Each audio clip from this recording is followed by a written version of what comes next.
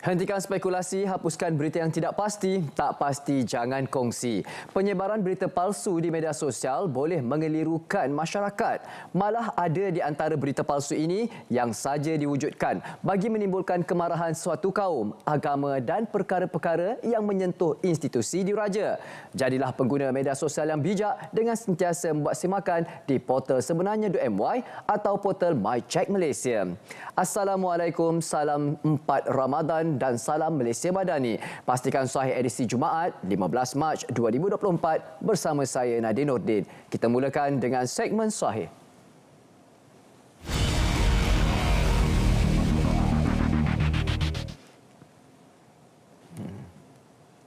Tersebar di media sosial mengenai maklumat palsu ini berhubung bantuan awal Ramadan 2024. Menurut kenyataan Kementerian Kewangan MOF menegaskan bahawa maklumat bantuan Ramadan 2024 adalah palsu. Berhati-hati dan jangan mudah terpedaya dengan berita-berita sebegini di media sosial. Sila layari portal dan ikuti saluran media sosial rasmi Kementerian Kewangan untuk maklumat terkini dan sahih. Waspada sindiket penipuan pelaburan yang menggunakan nama, logo dan nama CEO Petronas. Menurut Petroleum Nasional Sdn Bhd, Petronas mengambil maklum mengenai satu lagi penipuan iaitu skam pelaburan secara dalam talian yang kini tersebar di WhatsApp melibatkan penggunaan tanpa izin bagi nama dan logo syarikat serta nama Presiden dan Ketua Pegawai Eksekutif CEO kumpulan iaitu Tan Sri Tengku Muhammad Taufik Tengku Aziz. Menurut mesej tersebut termasuk laporan berita palsu kononnya daripada The Star bertajuk Special Report Petronas Opens Joint Investment Platform with Government Support mengetengahkan skim yang menjanjikan pulangan melalui pelaburan mingguan dalam operasi kerajaan yang berkaitan pengeluaran gas asli cecair LNG. Laporan tersebut turut membabitkan video palsu Tengku Muhammad Taufik dengan imej dan suaranya dimanipulasi menggunakan perisian kecerdasan buatan AI. Sementara itu, pihak pengurusan Petronas menegaskan tiada platform pelaburan sedemikian daripada Petronas dan menggesa orang ramai supaya tidak memberi respon kepada skim pelaburan palsu ini. Tersebar maklumat mengenai warga Cina mendapat kewarganegaraan selepas 1 tahun. Menurut Jabatan Pendaftaran Negara JPN, terdapat pihak yang tidak bertanggungjawab menularkan perkara tidak benar untuk menimbulkan keresahan awam. Isu yang sama pernah ditularkan juga pada tahun 2019 dan 2023. Hentikan menyebar maklumat palsu. Semak dahulu sebelum kongsi. Baik, kita beralih ke perkongsian maklumat di portal MyCheck Malaysia berkenaan skim perubatan madani masih wujud. Ia ditambah baik dan tertumpu di 10 daerah terpilih. Tular dakwaan di media sosial kononnya, inisiatif skim perubatan madani yang membabitkan rawatan percuma di klinik perubatan swasta GP telah ditamatkan. Skim itu sebenarnya masih diteruskan. Ia ditambah baik dengan ditumpukan kembali kepada 10 daerah memerlukan dan mempunyai masalah kesesakan kritikal. Langkah itu bagi memantapkan operasi selain mengimbangi dan mengambil kira kemampanan pembiayaan kewangan semasa kerajaan. Pihak MyCheck Malaysia menerima mesej melalui WhatsApp mengenai desas-desus kononnya skim perubatan madani telah ditamatkan. Berdasarkan semakan yang dibuat, dakwaan bahawa skim perubatan madani telah dihentikan sepenuhnya adalah tidak benar. Sebaliknya, apa yang berlaku ialah usaha penambahbaikan sedang dilakukan terhadap pelaksanaan skim sedia ada dengan cara menyelaraskan semula dan memberi tumpuan kepada daerah-daerah yang dikenal pasti. Tindakan ini juga bagi memantapkan dan mempermaskan lagi operasi serta menyumbangkan kos pelaksanaan skim terbabit. Malah, hasil semakan MyCheck juga mendapati skim ini adalah projek rintis yang bertujuan mengurangkan kesesakan di fasiliti awam. Justeru setelah masalah ini dapat dikurangkan, tumpuan diberi kembali kepada 10 daerah yang memerlukan. Masih lagi di portal MyCheck Malaysia. Kali ini berkenaan mesej tular, Malaysia bakal dilanda gelombang haba cecah 50 darjah Celsius. Ini adalah tidak sahih. Ya, tular dakwaan menerusi WhatsApp bahawa Malaysia bakal mengalami gelombang haba sehingga mencecah suhu 50 darjah Celsius. Dakwaan ini mencetus kebimbangan awam kerana cuaca panas melampau berisiko memberi kesan buruk seperti kemarau, cerebu dan strok haba, yang mana bakal mengundang bahaya kepada kesihatan. Semakan pihak MyCheck Malaysia mendapati mesej tular itu dibuat tanpa berasaskan sumber dan bukti yang sahih. Bahkan Met Malaysia juga tidak pernah mengeluarkan kenyataan tersebut. Suhu tertinggi pernah direkodkan dalam negara ialah 40.1 darjah Celsius pada tahun 1998 di titik paling panas Malaysia iaitu di Cuping Perlis. Apa yang dapat dirumuskan berdasarkan semakan yang telah dibuat, dakwaan Malaysia akan dilanda gelombang haba sehingga mencecah 50 darjah Celsius adalah tidak benar sama sekali. Dakwaan itu juga tidak berasas kerana tidak disertakan dengan mana-mana sumber yang sahih atau bukti yang relevan. Bahkan Met Malaysia, agensi rasmi yang bertanggungjawab memantau keadaan cuaca di negara ini juga tidak ada mengeluarkan apa-apa kenyataan seperti mesej tular. Mohon untuk orang ramai rujuk sebarang maklumat yang anda tidak pasti dengan sumber yang sahih dan boleh dipercayai. Jika bukan pihak berwajib yang mengeluarkan maklumat berkaitan, jangan percaya bulat-bulat, bahkan lebih baik periksa dahulu kesahihannya bagi mengelakkan sebarang kekeliruan sehingga mencetuskan kebimbangan. Siaran media pengarah Jabatan Siasatan Jenayah Narkotik mengenai penafian kepada kenyataan yang disiarkan oleh portal berita online berkaitan pelibatan warga negara Malaysia dalam aktiviti pengedaran dadah di India. Portal tersebut juga mendakwa aktiviti dadah ini didalangi oleh warga negara Malaysia yang terlibat dalam industri perfilman Tamil. Risikan Jabatan Siasatan Jenayah Narkotik mendapati dakwaan portal tersebut tidak tepat.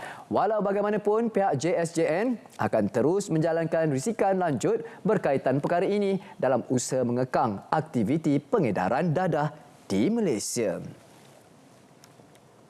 Waspada dengan skam call penyamaran sebagai pegawai Cybersecurity Malaysia.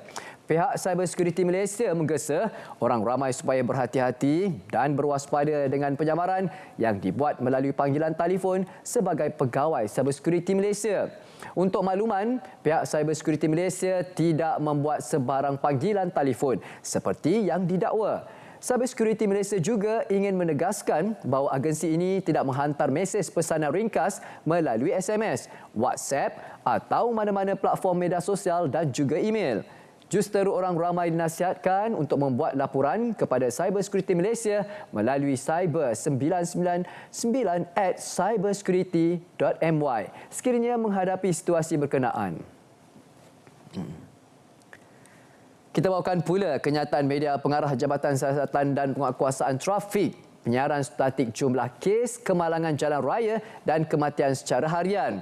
Untuk makluman anda, setiap hari statistik kemalangan jalan raya mengenai kes kemalangan dan kematian akan dikeluarkan secara real time dengan mengambil data kemalangan yang berlaku pada hari sebelumnya dan akan dimuat naik di laman sosial rasmi JSPT seperti Facebook, Instagram dan laman X bermula 15 Mac 2024 dan masa dikeluarkan adalah pada sebelum atau pukul 2 petang. Ia sebagai langkah meningkatkan kesedaran pengguna jalan raya dan orang ramai betapa seriusnya kes kemalangan jalan raya yang berlaku setiap hari. Tular di TikTok kononnya yang di-Pertuan Agong mahu sekolah vernakular dihapuskan. Ayuh dapatkan pencerahannya bersama pasukan Biar Betul.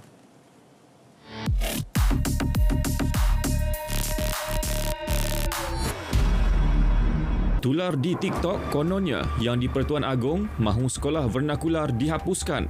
Hasrat didakwa di Zahir Baginda kerana ia ditafsir penghantar sebagai mengancam perpaduan negara. Seakan-akan cuba melagakan petikan kenyataan Menteri Pendidikan mengenai ketetapan untuk meneruskan sekolah vernakular turut dimainkan. Semakan pasukan Biar Betul mendapati persepsi yang cuba dicipta penghantar tidak berasas. Dia dipercayai menyalah tafsir Titah Seri Paduka Baginda dan memilih konteks yang ada kepentingan dengan dirinya. Hakikatnya, Yang di-Pertuan Agong menerusi titah mahu bahasa kebangsaan diperkasa. Dasar baharu bagi memperkukuh perpaduan negara turut dicadang diperkenal. Pengoperasian sekolah vernakular yang diiktiraf Akta Pendidikan 1996 pula langsung tidak disentuh baginda. Henti sebar berita palsu, tak perlu heret istana ke kancah persepsi. Penyebaran berita palsu adalah jenayah. Terima maklumat palsu atau bahan fitnah, segera lapor ke MCMC. Biar betul, tak pasti, jangan kongsi.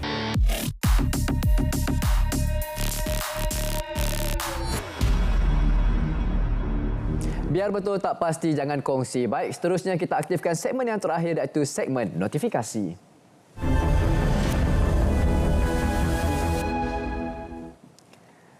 Baik, seperti biasa di segmen notifikasi akan kami war-warkan kepada anda poster untuk hebahan program yang ada di RTM. Jangan lupa untuk saksikan, sama-sama kita saksikan program Lensa IPT pada hari ini, hari Jumaat yang penuh barakah. Jangan lupa saksikan. Topik yang dibawa adalah Perlukah Universiti Sukan di Malaysia? Jumaat 15 Mac 2024, 9 malam di saluran TV1, siaran serentak di saluran berita RTM, saluran MyTV, juga RTM Klik. Untuk mudah di mana saja anda berada, muat turun aplikasi RTM Klik. Untuk berinteraksi, anda boleh pergi ke Facebook Live Lensa IPT.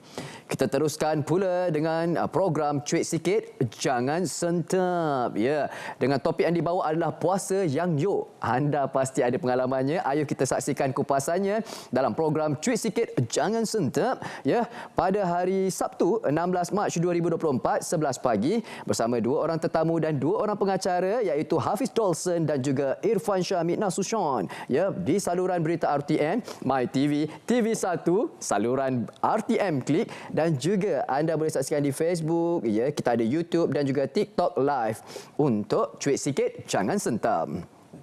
Dan kita teruskan dengan kempen Derma Darah Sempena Ramadan 2024 Masihi, ya, 1445 Hijrah.